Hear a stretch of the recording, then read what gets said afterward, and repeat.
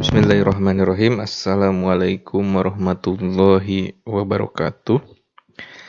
Anak-anakku sekalian, siswa-siswi SMA Negeri 1 Cibeber kelas 11 IPS. Di pertemuan ke-5 kali ini kita akan membahas tentang IPM ya, atau Indeks Pembangunan Manusia. Namun sebelum ke materi, saya akan berikan informasi terlebih dahulu terkait penilaian harian pertama yang kemarin ya, dari mulai kelas IPS 1 nih. Ini hasilnya.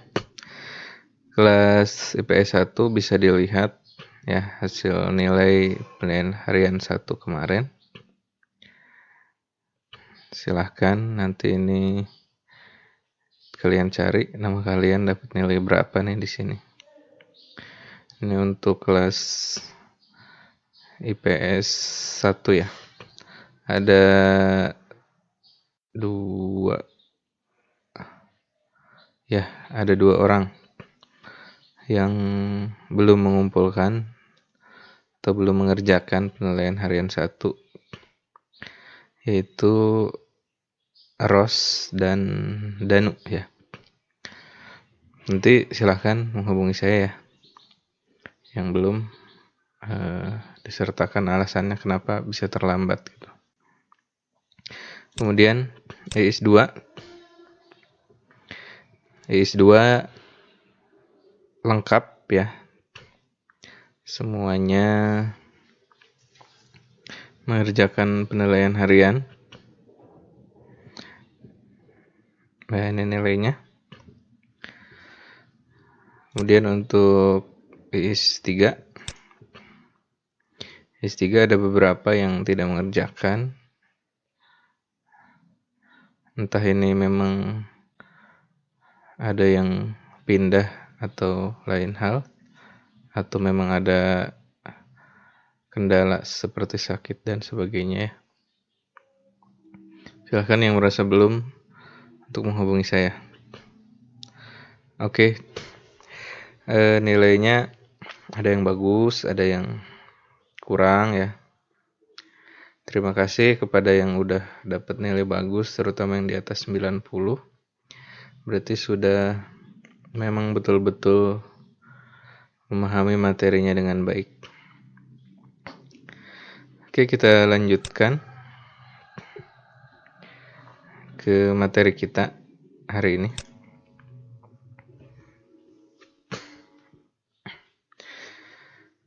Indeks Pembangunan Manusia menurut Undang-Undang Republik Indonesia Nomor 52 Tahun 2009 tentang Perkembangan Kependudukan dan Pembangunan Keluarga. Kualitas penduduk adalah kondisi penduduk dalam aspek fisik dan non-fisik yang meliputi derajat kesehatan, pendidikan, pekerjaan, produktivitas, tingkat sosial, ketahanan, kemandirian, kecerdasan, sebagai ukuran dasar untuk mengembangkan kemampuan dan menikmati kehidupan sebagai manusia yang bertakwa, berbudaya, berkepribadian, berkebangsaan, dan hidup layak.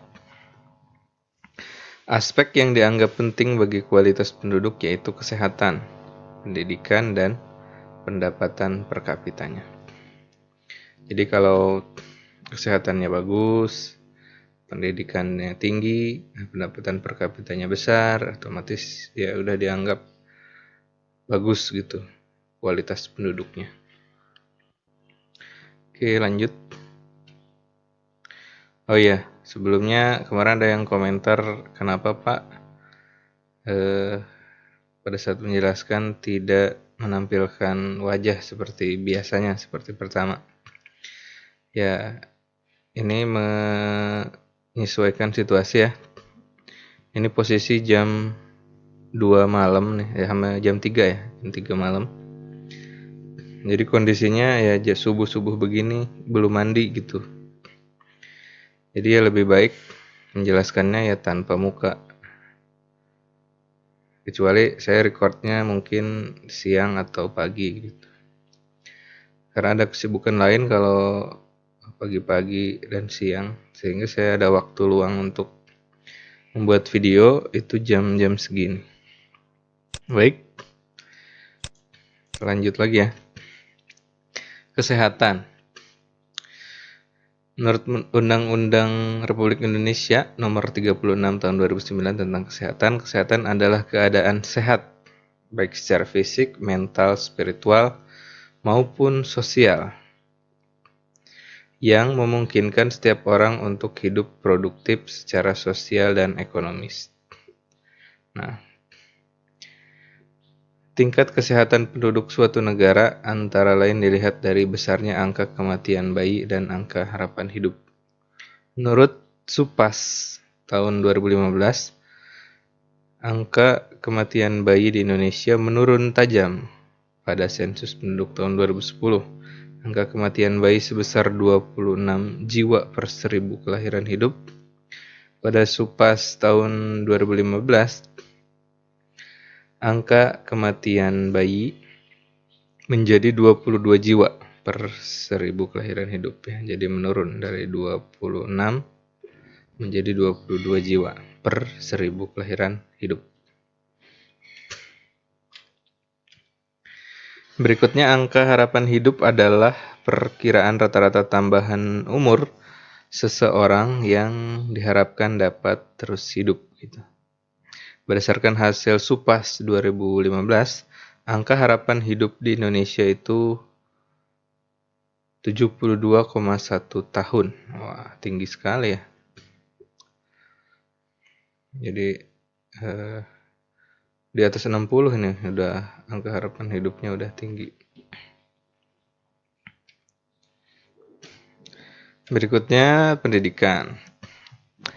Ini menurut Undang-Undang Republik Indonesia Nomor 20 Tahun 2003 tentang Sistem Pendidikan Nasional. Pendidikan adalah usaha sadar dan terencana untuk mewujudkan suasana belajar dan proses pembelajaran agar peserta didik secara aktif mengembangkan potensi dirinya untuk memiliki kekuatan spiritual, keagamaan, pengendalian diri, kepribadian, kecerdasan, akhlak mulia, serta keterampilan yang diperlukan dirinya di masyarakat, bangsa, dan negara.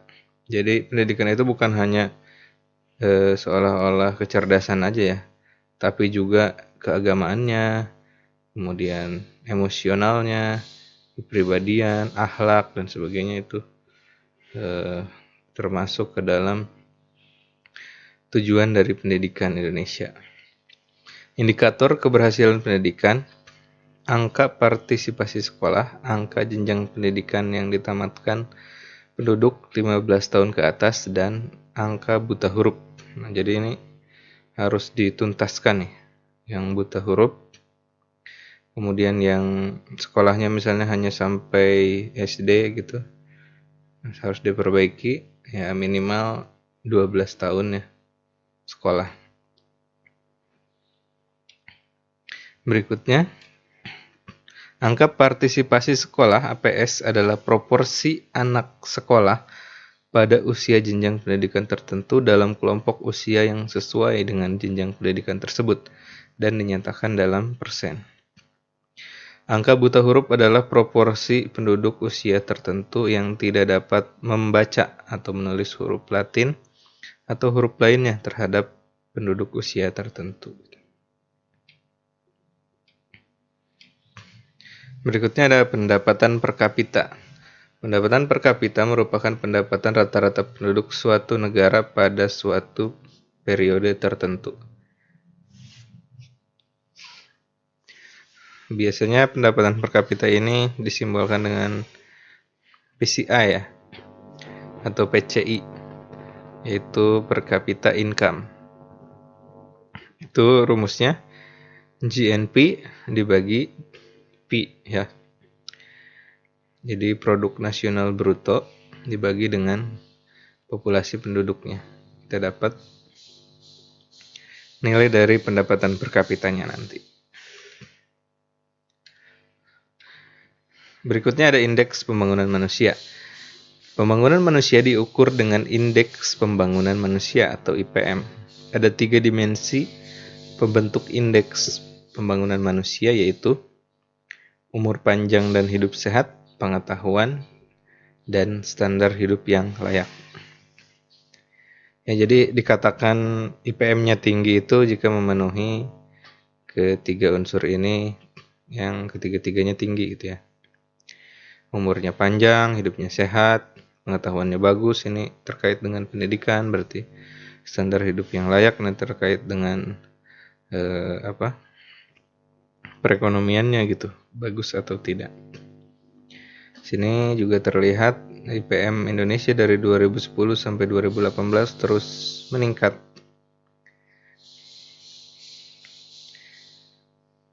Di sini juga bisa dilihat umur harapan hidup saat lahir sekarang 71,2 tahun. Kemudian rata-rata lama sekolah 8,17 tahun. Ya, artinya ini kalau 8 ini, kalau SD 6 tahun ya. Lulus SMP berarti 9 tahun. Berarti ini kira-kira masih kelas 8, kelas 2 SMP. Rata-rata seluruh Indonesia ini ya. Jadi masih kurang nih menurut saya nih di pendidikan nih. Harapannya ya sampai ini, sampai 12,91 tahun.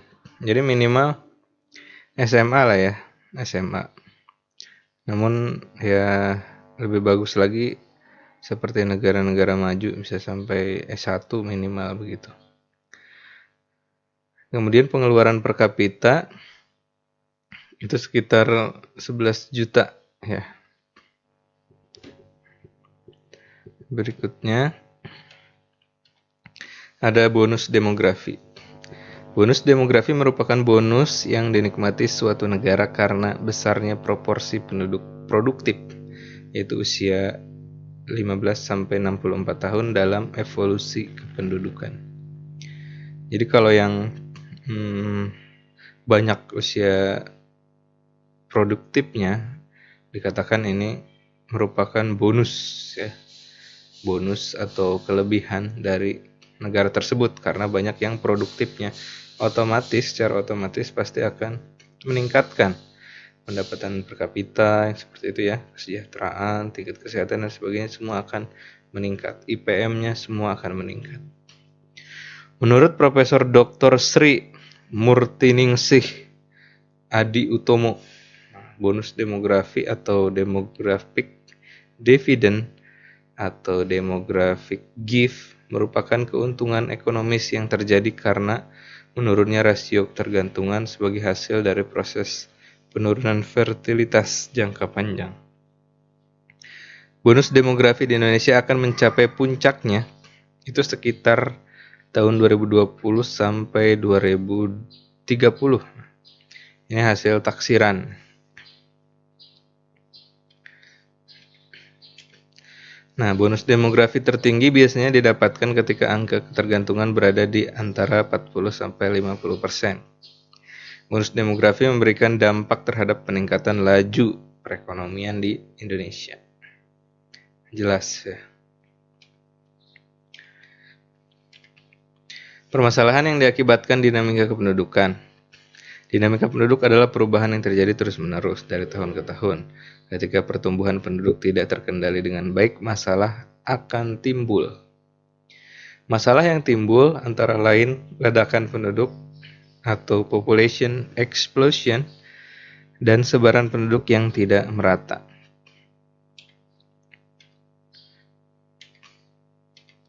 Ledakan penduduk.